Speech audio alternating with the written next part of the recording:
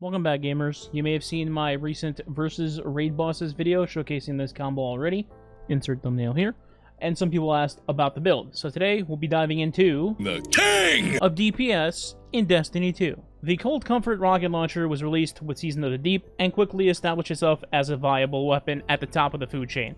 Not only did it arrive with meta perks such as Envious Assassin, tracking, yes, tracking is good, Explosive Light, and last but certainly not least, Bait and Switch. And for the video, we're going to be demonstrating the Envious plus Bait and Switch combo specifically.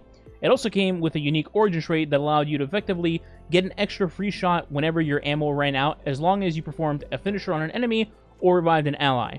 All these things made it an absolute menace and already a great option for boss encounters. However, we can take this one step further and take things up a notch. Enter Hunters with Radiant Dance Machines. For those unaware, Bungie updated Radiant Dance Machines to now allow you to get unlimited multi-dodges for a short duration, so long as your very first dodge was near an enemy. In other words, after your first dodge, you are free to dodge wherever the hell you want, and still get your unlimited dodges for that time period. This, coupled with Marksman's Dodge, allows you to keep dodging as much as you want for that time duration, and each time that you do, you get an extra rocket to shoot. Additionally, if you happen to kill an enemy during your timer for your dance machines, you extend that timer for your multi-dodge duration, allowing you to keep dodging for even longer. Now this on its own is already pretty nice, but we can keep layering on top of this to maximize damage. You can run either Void Hunter and equip yourself with free debuffs, like Tether or Weaken Grenades, so your weapons do more damage, or you can go the route of Gathering Storm to get a DPS super before your dodges to crank out some extra damage there, should you already have a debuffer on your team.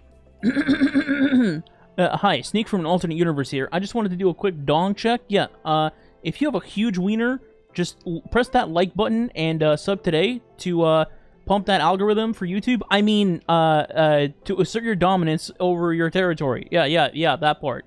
That, totally. Alright, let's get back to the video now. So this build is very open-ended in what you choose to run, and almost nothing is truly set in stone outside of Cold Comfort itself and Dance Machines. But if you are curious, here is what I opted to go with to optimize the build and the damage. I'll show it here on screen, as well as include a dim link for anyone that wants to try it themselves. For the subclass itself, we are rocking Deadfall Tether, Marksman's Dodge, as noted before, Triple Jump, because what kind of psychopath runs anything but in PvE, Snare Bomb, Vortex Grenade, just because I think they're just the most consistent, but you can run whatever you want. For aspects, we have Vanishing Step, Stylish Executioner, and for fragments, we have Echo of Starvation. Each time you pick up a Void Breach or an Orb of Power, you get Devour. Echo of Undermining to give us our Weaken Grenades. Persistence to give us extra Void buff duration on Devour, Invis, etc. And then Echo of Reprisal. Final blows when surrounded by commands grant you super energy just to get your tether faster. As for armor and mods, like I mentioned, it is very open-ended and it's not super complex or anything. For your helmet, we have Radiant Light and Powerful Friends as the standouts here, just so that you yourself and your teammates can get armor charges while you're in your damage phase the moment you pop Tether. Then there's also Heavy Ammo Finder in there because, well, that's it. Self-explanatory, right? Radiant Dance Machines then have your Surge mods to whatever weapon you're using. In this case, it's Cold Comfort, so we're rocking Triple Stasis Weapon Surge for, well, obvious reasons. Then we have the Gloves, Stasis Loader, just to reload your rocket launcher faster in the event that your multi-dodges have run out, or sometimes you just happen to dodge just an inch or two too far away from your enemy and you don't get the proc for Dance Machines, then you at least have a loader to reload your rocket faster if you need to. For the class item, we have Powerful Attraction to scoop up any orbs of power in the surrounding area every single time that you dodge, and when they get created through, you know, Well of Radiance, Tether, things like that, but then the orbs roll away on the ground because Bungie hates us and they invented that new mechanic. So Powerful Attraction is really nice for this. And then 2 time violations just to extend your length of armor charges and the timer that they have to have the most damage possible. And then for the chest piece, it's Stasis Reserves for the rocket to get my 10 rockets. And for this specifically, by the way, you do need 3 reserves to get your 10 rockets. Otherwise, you're going to get 9, just like every other rocket in the game. And in the event that you want to see my weapons for some reason, here they are. This is currently my Ghost of the Deep loadout, pretty much. Although, I will say that this Trace Rifle might get changed for a different weapon which you loot once the season launches, or if you're watching this in the future, Double Special is already kind of dead for extra heavy drops. So, here I have Arbalist for shields, because the boss shields are cringe in Ghost of the Deep. And then, currently, Path of Least Resistance for shit to loot in the event that I shoot all my rockets and I have heavy on the ground to shoot more rockets. But again, I'll probably swap this out for a primary with shoot the loot instead in the future, depending on when you're watching this. And then Cold Comfort itself, of course. Envious, Bait and Switch, Impact Casing, the God Roll. That's pretty much it for that.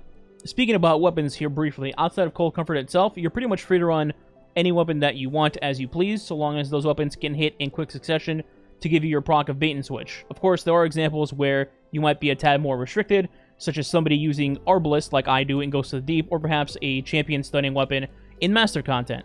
One last thing I want to mention with the rocket, or any weapon that has Envious Assassin for that matter, I get this a lot where people say it's inconsistent or it just straight up doesn't work, and I don't blame people because the way Envious is worded and how it works in the game is kind of misleading. The good news is Bungie is changing how it works slightly in the next season. I'll put the changes on screen here.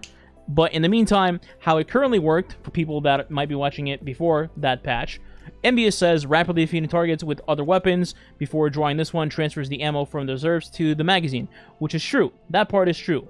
The problem is, the game doesn't tell you that you need to get a certain amount of kills within a certain amount of time and then switch to the rocket launcher. So, in this example at Shiro here, you can do one of two things. You can either get a ton of kills with like a wayframe right away and then immediately switch, or you can get kills consecutively, like killing one thrall at a time with a trace for like 8 kills straight, and then switch to the gun, and both of these will work. What won't work is you get all the kills, and then you sit down and you have a picnic for like, 2 minutes, and then you switch to the rocket launcher, then it will not work. That's the difference.